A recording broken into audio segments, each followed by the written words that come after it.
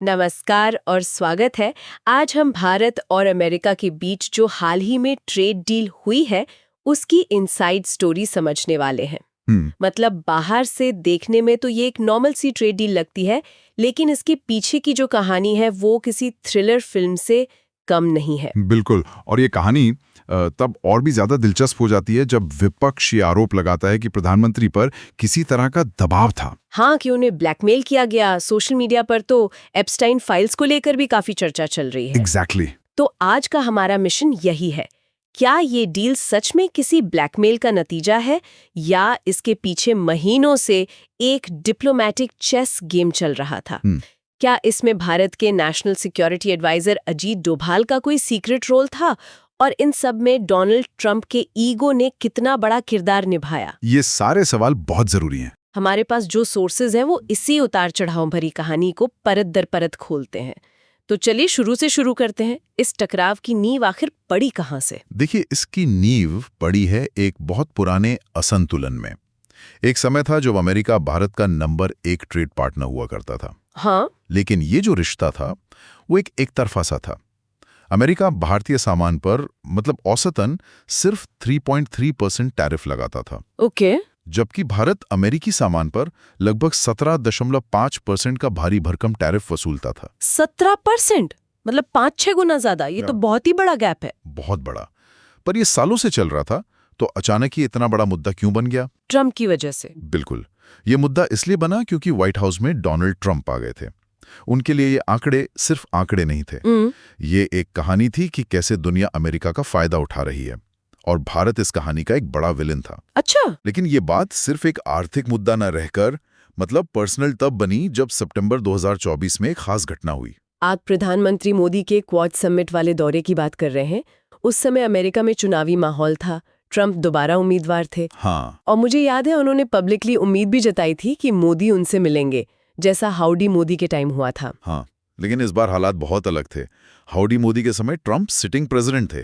2024 में वो सिर्फ एक उम्मीदवार थे। सही। तो भारत ने शायद किसी दूसरे देश की घरेलू राजनीति में दखल न देने का फैसला किया। प्रधानमंत्री राष्ट्रपति बाइडेन से तो मिले, लेकिन ट्रंप से मिले बिना ही भारत लौट आए। डिप्लोमैटिक नजरिए से तो ये सही फैसला लगता है, लेकिन ट्रंप के लिए? उनके लिए ये एक पर्सनल बेइज्जती थी। और यहीं से ट्रंप की विदेश नीति का वो पैटर्न दिखता है जिसके बारे में एक्सपर्ट्स बात करते हैं। उनके लिए प्रोटोकॉल से ज्यादा पर्सनल केमिस्ट्री और सम्मान मायने रखता था। बिल्कुल। ये सिर्फ भारत के साथ नहीं हुआ। नहीं, जर्मनी की चांसलर मर्केल और कनाडा के प्रधानमंत्री ट्रूडो के साथ भी हमने ये देखा है। बिल्कुल सही। ये एक ऐसे नेता हैं जो पॉलिसी को पर्सनल लेवल पर लेते हैं, और इसका नतीजा वो तुरंत दिखा। हाँ।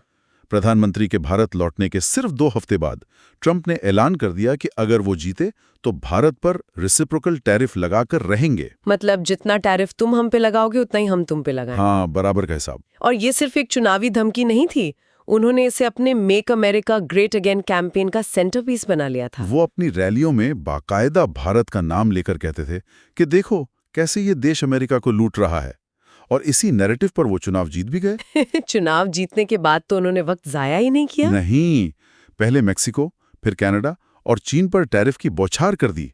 ये साफ था कि भारत का नंबर अगला है। और उन्होंने अपना निशाना बनाया एक बहुत ही सिंबॉलिक चीज पर।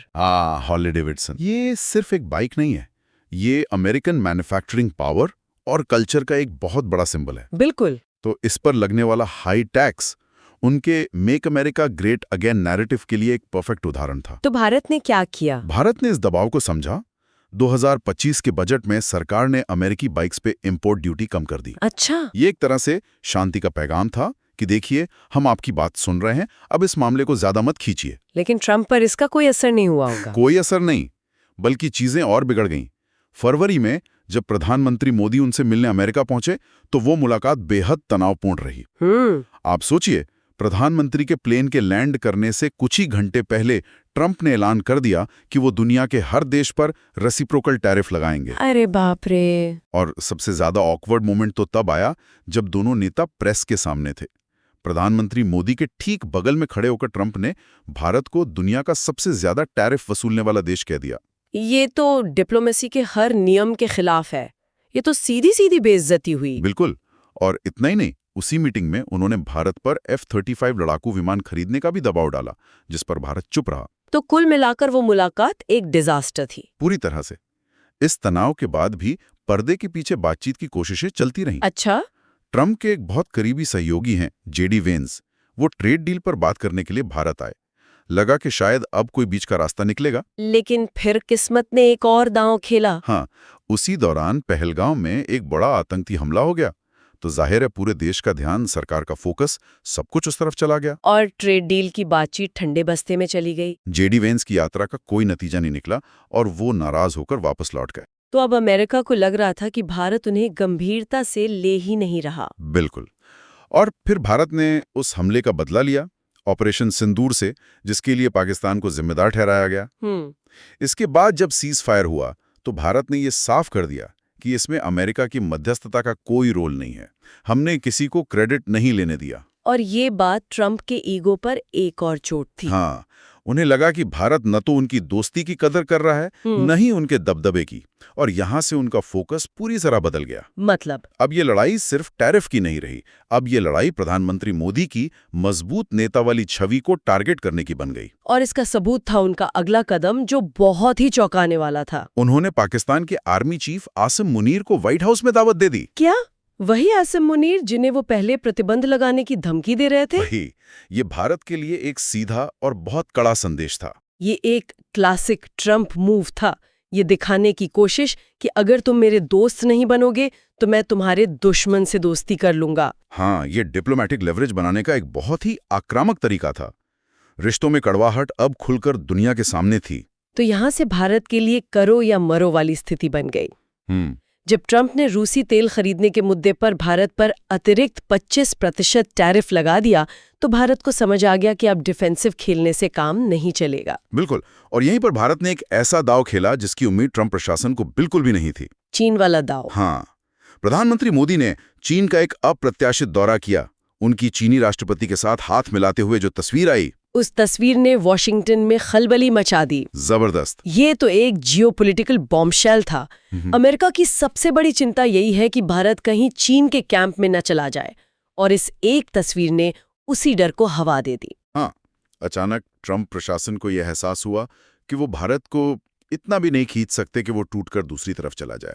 उन्हें लगा कि शायद वो इस खेल में जरूरत से ज्यादा आगे निकल गए हैं। और यहीं पर ब्लूमबर्ग की एक रिपोर्ट एक बहुत ही दिलचस्प दावा करती है। अजीत डोभाल वाला। हाँ, रिपोर्ट कहती है कि प्रधानमंत्री की चीन यात्रा और उसके बाद ट्रंप के अगले फोन कॉल के बीच के जो 15 दिन थे, उनमें पर्दे के पीछे कुछ बहुत बड़ा हुआ था। दावा ये है कि भारत के राष्ट्रीय सुरक्षा सलाहकार यानी NSA अजीत डोभाल ने एक गुप्त मिशन पर अमेरिका का दौरा किया, और वहां उनकी मुलाकात हुई एक बहुत ही प्रभावशाली सेनेटर मार्को रूबियो से। ये कोई नॉर्मल डिप्लोमेटिक मीटिंग नहीं थी, ये एक तरह से सीधी सीधी चेतावनी थी। मतलब डोभाल का संदेश साफ था, भारत दबाव में नहीं झुकेगा। हमने 1998 के परमाणु परीक्षणों के बाद भी अमेरिकी प्रतिबंध झेले हैं, हम फिर झेल लेंगे। अरे वाह! लेकिन हम अपनी शर्तों पर बात करेंगे। अगर अमेरिका रिश्ते सुधारना चाहता है तो ट्रंप को भारत के खिलाफ ये पब्लिक बयानबाजी बंद करनी होगी। क्या बात है! मतलब फुल ऑन हार्डबॉल डिप्लोमेसी। ये तो एक बहुत बड़ा रिस्क था। बहुत बड़ा, क्योंकि ट्रंप जैसे नेता पर इसका उल्टा असर भी हो सकता था। सही बात है। लेकिन इस केस में ये लगता है कि ये दाव काम कर गया। हाँ, ऐसा ही लगता है, क्योंकि कहते हैं इसी मुलाकात के बाद बर्फ पिघलनी शुरू हुई।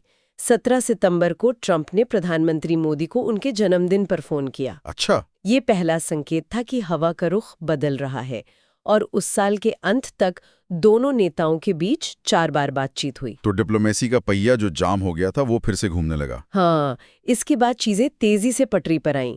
ट्रंप ने भारत में सरगई गोर को नया राजदूत बनाकर भेजा, जो उनके काफी करीबी माने जाते हैं। दिसंबर में उनकी भारतीय मंत्रियों से मुलाकातों ने उस ट्रेड डील का रास्ता आखिरकार साफ कर दिया, जो इतने महीनों से अटकी हुई थी। तो ये है डील तक पहुंचने की कहानी, एक रोलर कोस्टर राइड जिसमें पर्सनल ईगो, राष्ट्रीय हित, सीक्रेट मिशन सब कुछ शामिल था। बिल्कुल। लेकिन जैसे ही डील फाइनल हुई, भारत में एक नया तूफान खड़ा हो गया। एप्स्टाइन फाइल वाला विवाद। हाँ, विपक्ष ने ये दावा किया कि ये डील भारत के हित में नहीं है और सरकार ने ये डील इसलिए की क्योंकि एप्स्टाइन फाइल में प्रधानमंत्री मोदी का नाम आने से उन पर दबाव था। एक तरह से ये ब्लैकमेल का आरोप है। हाँ, चलिए इस आरोप को थोड़ा और गहराई से समझते हैं, क्योंकि जो सोर्सेज हमारे पास हैं वो इस थ्योरी के खिलाफ कुछ मजबूत तर्क देते हैं। जैसे कि पहला और सबसे बड़ा तर्क तो टाइमिंग का है। एप्स्टाइन मामला अमेरिका में कोई नया तो है नहीं, ये दशकों पुराना केस है। सही बात है। अगर ये ब्लैकमेल का इतना बड़ा हथियार होता तो ट्रंप इसका इस्तेमाल बहुत पहले कर चुके होते, जब रिश्ते सबसे ज्यादा खराब थे। बिल्कुल सही। अगर भारत पर ऐसा कोई दबाव होता तो वो इतने महीनों तक अमेरिका से इतनी सख्ती से मोलभाव करने की हालत में ही नहीं होता। हाँ, डील बहुत पहले हो जाती और शायद अमेरिका की शर्तों पर हो चुकी होती। दूसरा, फाइल में प्रधानमंत्री का नाम जिस संदर्भ में आया है वो बहुत ही अप्रत्यक्ष है और उसका सीधा संबंध एप्स्टीन के किसी भी अपराध से नहीं जुड़ता। और शायद सबसे बड़ा लॉजिकल तर्क तो खुद ट्रंप के स्वभाव से जुड़ा है। मतलब वो किसी बात को सीक्रेट नहीं रख सकते। एग्जैक्टली। ट्रंप अपनी अप्रत्याशित बयानबाजी के लिए जाने जाते हैं। उन पर कोई ये भरोसा कैसे कर सकता है कि वो डील होने के बाद उस ब्लैकमेल मटेरियल को सार्वजनिक नहीं करेंगे? ये बहुत जरूरी पॉइंट है। ऐसे व्यक्ति से ब्लैकमेल होकर डील करना, जो डील के अगले ही दिन एक ट्वीट करके सब कुछ पब्लिक कर सकता है, ये रणनीतिक रूप से बहुत ही मूर्खतापूर्ण होगा। आप एक ऐसे व्यक्ति पर भरोसा नहीं कर सकते जो भरोसे के लायक ही नहीं है। सही।